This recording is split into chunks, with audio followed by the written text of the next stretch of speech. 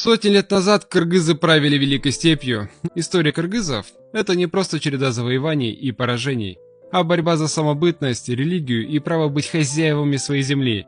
Великие войны, предательство, загадочные исчезновения целых народов– все это скрывается за одним словом– кыргыз. Но что оно значит на самом деле? Например, узбеки получили свое название в честь золотоордынского хана Узбека, а казахи, после ухода из-под власти душного Абулхаир-хана, стали называть себя свободными людьми, то есть казахами. Но с кыргызами не все так просто. Сегодня существует более 10 версий происхождения этнонима кыргыз, которые можно условно разделить на 3 группы. Первая – народ 40 родов. Согласно этой версии, слово «кыргыз» происходит от древнетюркских слов «кырк» – 40 и «ыс» – племя.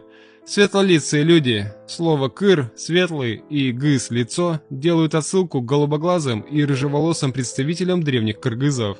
Несокрушимые воины. В этой интерпретации «кырк» связано со словом «бороться», «сражаться», подчеркивая воинственный дух народа, веками ведущий борьбу за выживание. И есть и географическая гипотеза. Условия жизни формируют народ, его характер и уклад. Горы во многих культурах считались местом связи неба и земли, источником божественной мудрости. Кыргызы всегда селились в горах Тянь-Шаня, Алтая и Памира. В древнетюркских языках «кыр» могло означать горный хребет или вершину. Отсюда возникает версия, что кыргызы – это горный народ или горцы. С этнонимом мы разобрались, но возникает другой вопрос. Почему современный Кыргызстан – небольшая страна? Был ли великий кыргызский каганат реальностью или это всего лишь миф?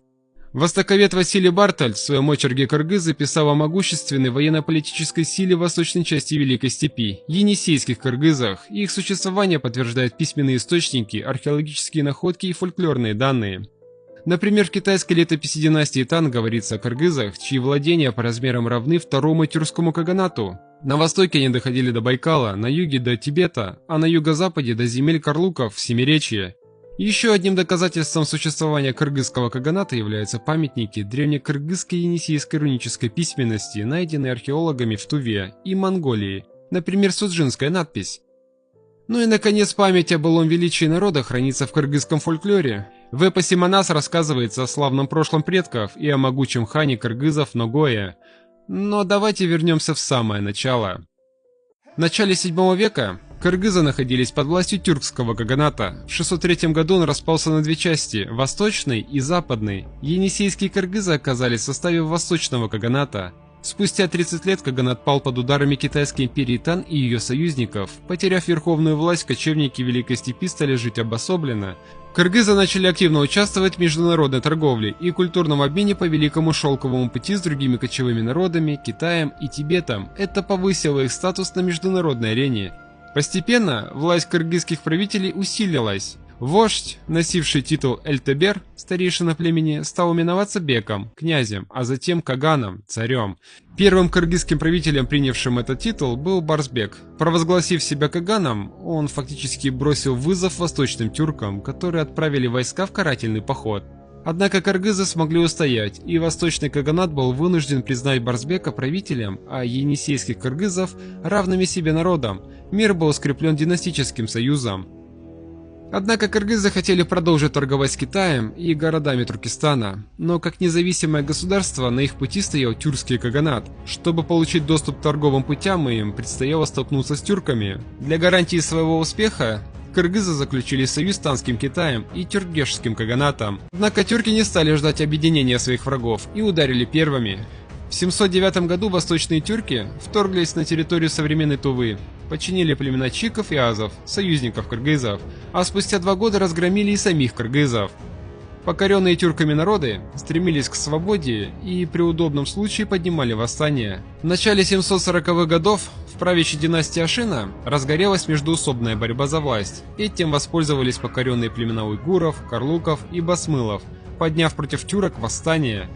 При поддержке Танского Китая тюркский каганат был уничтожен, а его народ рассеялся по Великой Степи. Вакуум власти привел к конфликту между бывшими союзниками – уйгурами, карлуками и басмылами. После кровопролитных сражений победу одержали уйгуры во главе с Элитмиш Белиге Каганом. Одновременно с этим уйгуры пресекали любые попытки восточных тюрков вернуть утраченное влияние. Например, они активно помогали Танскому Китаю в подавлении мятежа Ань-Лушаня, войска которого в основном состояли из тюрков. Из-за гражданской войны Танская империя ослабла и попала под влияние своих уйгурских союзников. В результате уйгуры распространили свою власть на всю восточную часть Великой Степи и основали уйгурский каганат. Однако их легитимность оставалась под вопросом. В степи считалось, что власть передается по мандату Тенгри только тюркскому роду Ашина. Уйгуры обладали мощной военной силой, но этого было недостаточно. Чтобы подавить тюрков духовно, они разрушили их святилища, усыпальницы и памятники, а также истребили шаманов, носителей сакральных знаний. В итоге не осталось ни людей, ни храмов для церемонии благословления уйгурского кагана владыкой Великой Степи. Духовную опору уйгуры нашли в манихействе, религии, возникшей в первой половине III века на территории Ирана. Более древняя вера иранцев зороастризм подвергла манихейцев гонениям, их общины нашли убежище в Согдиане и Китае. И волей случая уйгурский каган Бегю, находясь в Китае, встретил манихейских проповедников. Те долгие годы мечтали о возрождении своей религии как государственной, и наконец их шанс настал. Каган, нуждавшийся в духовном благословлении, отрекся от ингрянства, традиционной веры кочевников, и обратился в манихейство. Манихейские священники объявили его божественным посланником самого основателя манихейства, Мани, призванного нести свет праведной веры в темные и дикие массы кочевников Турана. В результате Бегю Каган провозгласил манихейство государственной религией уйгурского каганата. Но была одна проблема. Новая вера сильно противоречила ценностям тенгрянства. Манихейство утверждало, что духовное – это добро, а материальное – зло. В отличие от него, тенгрянство и шаманизм почитали природу, ценили жизнь и проповедовали бережное отношение ко всему живому. Чтобы понять глубину противоречия, представьте, что халиф в арабском халифате внезапно перешел в буддизм, но продолжил править мусульманами. Кроме того, манихейство было агрессивной религией, оно называло верования кочевников ложными, а их богов – демонами. Впервые в истории манихейцы обрели государственную поддержку и, используя военную мощь уйгурского каганата, начали распространять свое учение на новые земли и народы. Манихейство угрожало полностью разрушить кочевую культуру Великой Степи, сложившуюся за столетия. Если раньше войны между уйгурами, енисейскими кыргызами, карлуками и другими народами шли за власть и ресурсы, то после 795 года борьба приобрела исключительно религиозно-идеологический смысл. Избавление от манихейской заразы стало главной целью кочевых народов Восточной Великой Степи. Вызов манихейцам бросили енисейские кыргызы, которые за этот период накопили значительные силы. Кроме того, борьба против чуждой идеологии позволила им сплотить вокруг себя многие другие кочевые племена. 20 лет шла война с уйгурами с переменным успехом, однако 840 год выдался неурожайным, обильные снегопады вызвали массовый падеж скота, а затем голод и эпидемии среди уйгурского населения. Уйгурский каганат пал. Победители уничтожили манихейские храмы и молельни, сожгли священные тексты и изгнали проповедников. На месте бывшего уйгурского каганата енисейские кыргызы создали свое государство, вошедшее в историю как Кыргызское великодержавие или Великий Кыргызский каганат. Однако, в отличие от древних тюрков или монголов Чингисхана, кыргызы не продолжили свои завоевания. У любой войны есть цель. Цель кыргызов была свергнуть уйгуров и уничтожить манихейство. С этим они отлично справились и вернулись к привычной кочевой жизни, наладив торговлю с Туркестаном и Китаем. Но уже в начале X века каганат начал ослабевать и в конце концов распался. Этот период отразился в эпосе Манас, где хан кыргызов Ногоя пал от руки каракитайского Эсен-хана. Еще одной причиной упадка стала очередная засуха, вынудившая кочевников покинуть степи и откочевать в вечно зеленый Саян-Алтай. В последующие века кыргызы столкнулись с экспансией киданий, основателями династии Ляо, а затем с монголами. В 1207 году все уделы средневековых кыргызов выразили покорность Чингисхану и добровольно вошли в состав Монгольской империи. В середине 13 века они оказались втянуты в междоусобную борьбу чингизидов, выступая на стороне Арик-Буги и Хайду против Хубилая и чагатайских ханов. Начиная с 9 века, кыргызы постепенно перемещались на юг, в сторону Тяньшаня, где ассимилировались с местными тюркскими племенами. Они сохранили свое название – кыргызы, но их язык и культура изменилась под влиянием тюрко-монгольских народов региона. В 15-16 веках кыргызы неоднократно упоминали среди племен, обитавших в горно-лесных районах Моголистана. Их называли лесными львами Моголистана. Кыргызские и могольские племена на равных правах входили в состав формирующейся могольской народности, но этот процесс так и не завершился. В итоге произошло разделение.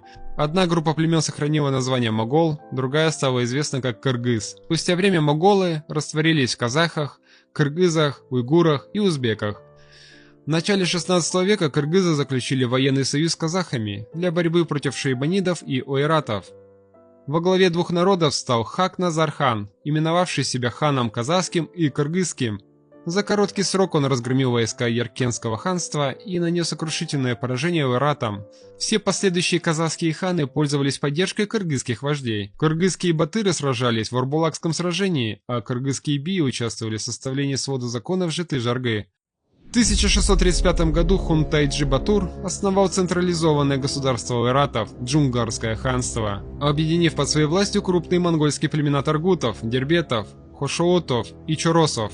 Джунгарская экспансия привела к массовым миграциям кыргызов и казахов. Многие кыргызы откочевали в Ферганскую долину, казахи за Сырдарью, Самарканд и Бухару. Часть кыргызов осталась на берегах Иссык-Куля, признав зависимость от джунгар. Это было одним из самых тяжелых периодов в истории двух народов. Джунгары угрожали полным уничтожением казахам и кыргызам, однако внезапное вторжение 200-тысячной армии Цинской империи привело к сокрушительному разгрому Джунгарского ханства. На его землях была создана новая китайская провинция Синьцзянь, а джунгары подверглись геноциду и гонениям. После этого кыргызы начали возвращаться на свои земли. Джунгары Семиречья со временем ассимилировались с казахами и кыргызами. После падения Джунгарского ханства кыргызы и казахи вступили в борьбу за земли Семиречья. В эти года казахи нападали на кыргызов, а в эти кыргызы отвечали ударами по казахам. Последний поход Абылай-хана завершился мирным соглашением, установившим границы кочевий, которые впоследствии совпали с современными границами Кыргызстана и Казахстана. В это же время империя Цин претендовала на часть Туркестана, а точнее на земли, ранее принадлежавшие Джунгарскому ханству. Ирдан Бей создал антицинскую коалицию, в которую вошли и некоторые кыргызские бии. Этот союз сорвал попытку китайского завоевания, однако вскоре Коканское ханство погрузилось в череду внутренних конфликтов между оседлыми и кочевыми народами, а в 19 веке оно вступило в противостояние с Россией. После серии поражений и восстаний Коканское ханство было ликвидировано и включено в состав Российской империи, став частью Туркестанского генерал-губернаторства. Российская власть изменила регион. Набеги и междоусобицы прекратились. Началось строительство дорог, телеграфных линий, крепостей, таких как Пишпек, нынешний Бишкек, и Пржевальск, Караколь. Развивалось сельское хозяйство, появились новые методы земледелия, ирригационные каналы, в край переселялись русские и казахские крестьяне, что способствовало развитию, но вызывало недовольство из-за изъятия земель у кочевых кыргызов в пользу оседлого населения. Открылись русско-кыргызские школы, давая кыргызским детям доступ к европейским наукам, медицинские учреждения снизили уровень смертности.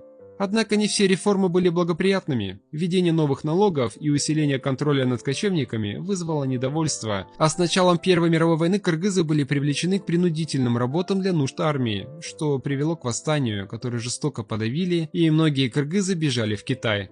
После революции 1917 года в Кыргызстане начался хаос. Феодалы и баи пытались сохранить власть, но вскоре пришли большевики, установившие советскую систему. В 1924 году была создана Каракиргизская автономная область в составе РСФСР, а в 1926 году – Киргизская ССР.